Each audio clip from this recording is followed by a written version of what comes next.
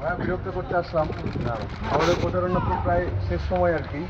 তো আমি ছাত্রদলের প্যানেল থেকে আন্তর্জাতিক সম্পাদক পদপ্রার্থী।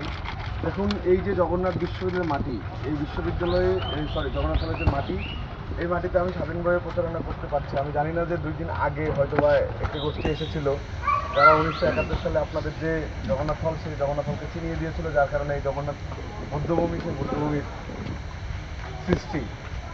এবার মানেন কিনা আমি জানি না, মানেন? নতুন করে বলা ইতিহাস সবাই জানে। আচ্ছা, সবাই জানে। আমি বাংলাদেশের পক্ষে আছি, আপনাদের পক্ষে আছি। একটি সুন্দর ঢাকা বিশ্ববিদ্যালয় করতে চাই, যে ঢাকা বিশ্ববিদ্যালয় হবে সম্প্রীতির।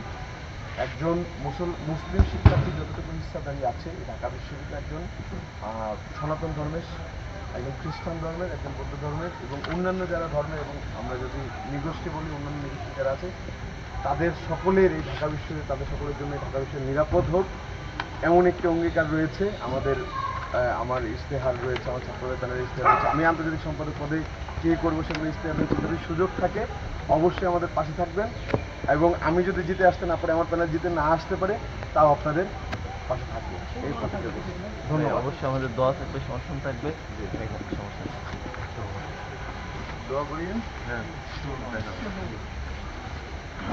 बस भाभी